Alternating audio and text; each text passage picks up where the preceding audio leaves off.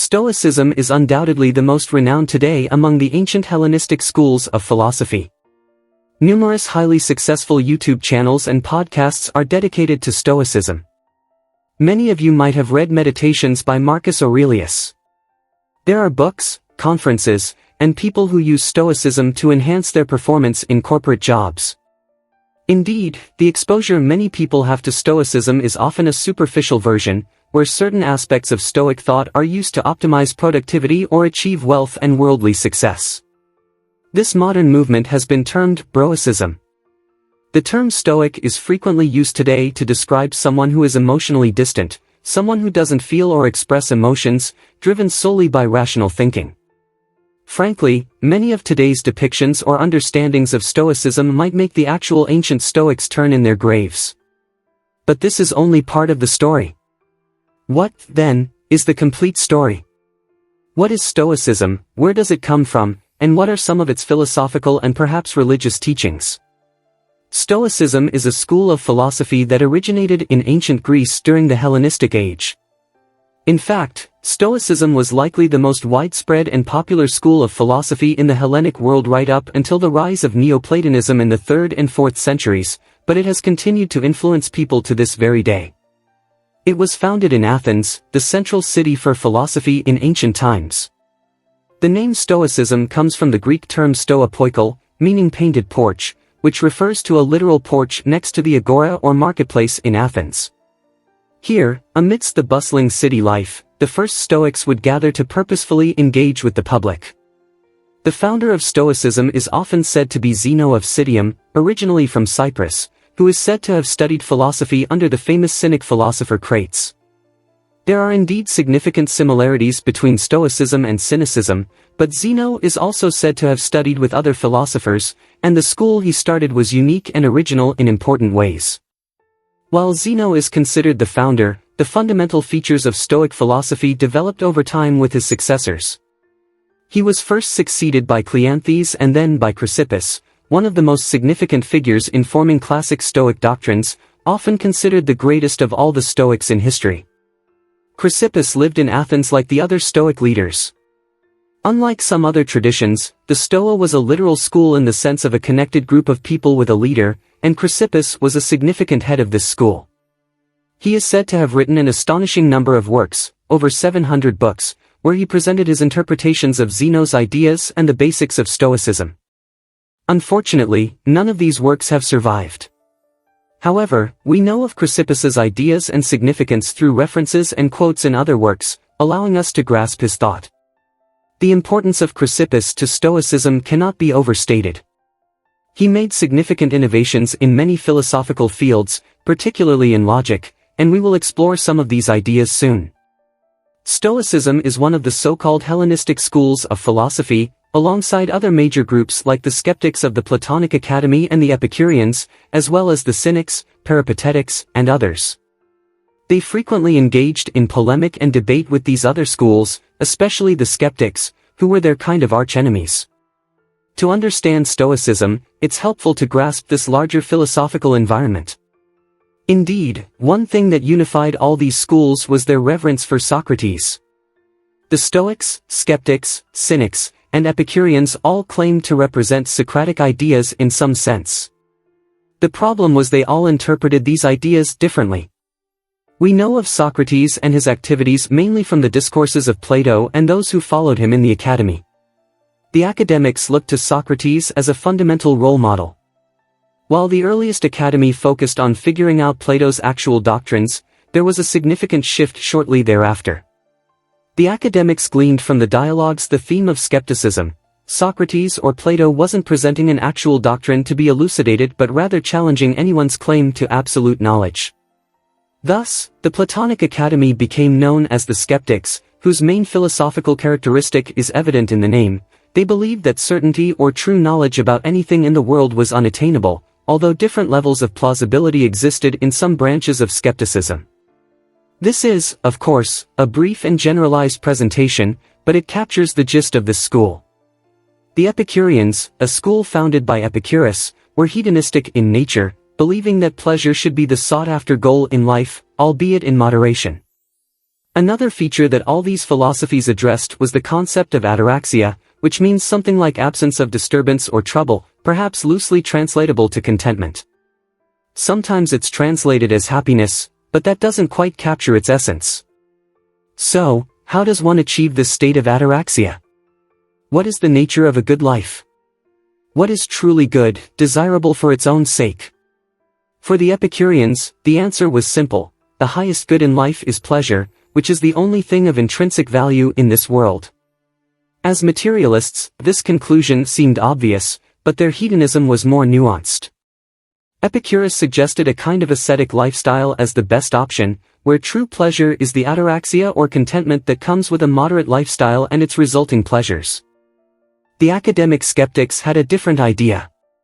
To them, no certain knowledge was available to humans, so we must suspend judgment on anything we think we know, realize that we know nothing for certain, and only in this state of mind can ataraxia be reached. For Aristotle and the Peripatetics, the highest good in life was eudaimonia, something closer to well-being or living well in general. So, what was the Stoics' position on this matter? They did not believe the highest human good was well-being, happiness, health, pleasure, or any of these things. To the Stoics, all these were indifferent, without intrinsic value. The only truly valuable thing, the only good in this world, is virtue. Nothing else can bring a person to contentment or happiness, not wealth, physical health, power, or pleasure, only virtue. But what does this mean? How should a Stoic actually live? We're given a seemingly clear-cut answer by the second leader of the Stoics, Cleanthes, who stated that the goal of life, the telos, is living in agreement with nature. Living a life in accordance with nature is a recurring theme in Stoic ethics. But what does this actually mean? We'll return to Stoic ethics soon, but first, it might help to get an overview of Stoic philosophy in general. In Stoicism, philosophy is often divided into three main categories: logic, physics, and ethics. The ethical teachings of Stoicism are particularly famous today, but the other parts are equally important for a full understanding of this school. For many, logic is the foundation of all philosophy, the jumping-off point for all other aspects. Today, logic might seem obvious to many people. Things are logical because they're logical, right? But in philosophy, logic is a science, a way of studying and examining the nature of truth and how we can know what is true. Logic was very important to the Stoics, serving as a prerequisite for the other two categories. In one comparison, philosophy is seen as an egg: the shell is logic, the egg white is physics, and the egg yolk is ethics. This hierarchy can vary. For example, Chrysippus saw logic as the shell, ethics as the white, and physics as the yolk, but logic was always the outer shell in this analogy. Now, I'm not a logician, so if I attempted a deep dive into Stoic logic, it might not turn out well. What I can do is briefly mention that Stoic logic is very significant in the history of philosophy. The Stoics developed logic in a way that became very influential, particularly through Chrysippus, who is often seen as one of the greatest logicians in history. He was truly a genius in many ways, and logic was one of them. Throughout history, Aristotle's logic has been the most famous and widely used, at least until the modern period. The logic of Aristotle and that of the Stoics differ in fundamental ways. In brief, Aristotle's logic is categorical, based on syllogisms. A classic syllogism is, all A equal B, and all B equals C, so all A must equal C. For example, Socrates is a man, all men are mortal, so Socrates is mortal. Stoic logic, on the other hand, is based on propositions and their relationships. A classic Stoic proposition is, if it is day, there is light, but it is day, therefore there is light. Chrysippus was a key figure in this regard. What makes these propositions true?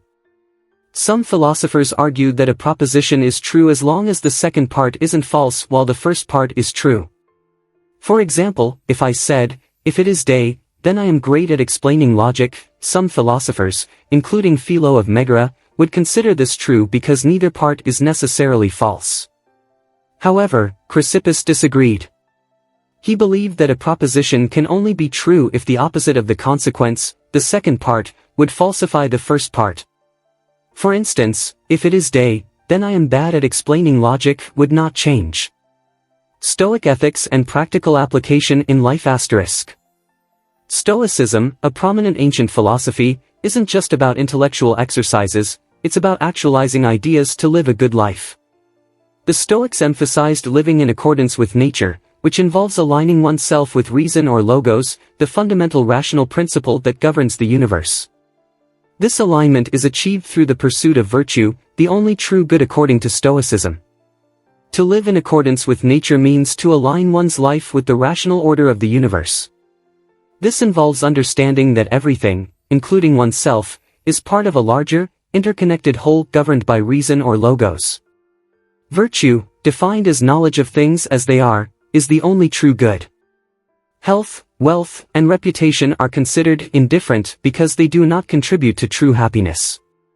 Stoics recognize that while these indifferent things might be preferable, they are not essential for a good life.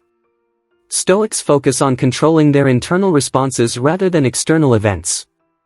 This involves distinguishing between things we can control, our own actions and reactions, and things we cannot control, external events. Emphasizing self-control and reason over emotions is crucial. Stoics advocate for a moderate lifestyle, avoiding the pursuit of pleasures for their own sake. They believe that wealth consists not in having great possessions, but in having few wants. Since everything is governed by fate and the logos, Stoics accept all events, including death, as part of the natural order. This acceptance helps in facing life's challenges with equanimity. Stoics see passions, excessive emotions, as irrational and arising from false judgments about what is good or bad. They strive to approach emotions with reason, experiencing them in moderation and not letting them control their actions. Despite believing in determinism, Stoics argue for moral responsibility through compatibilism. They maintain that while our actions are determined by a chain of cause and effect, how we respond to situations depends on our character, which can be cultivated through self-improvement and practice of virtue. Stoicism's influence extends beyond ancient philosophy, affecting modern thought and practices. Notable figures like Spinoza were influenced by Stoic ideas, and modern cognitive behavioral therapy, CBT, draws on Stoic principles, particularly the notion that it's not events that disturb us, but our judgments about them. Stoicism continues to provide valuable insights for living a virtuous, balanced, and rational life, helping people manage stress, anxiety, and challenges by focusing on what they can control and accepting what they cannot.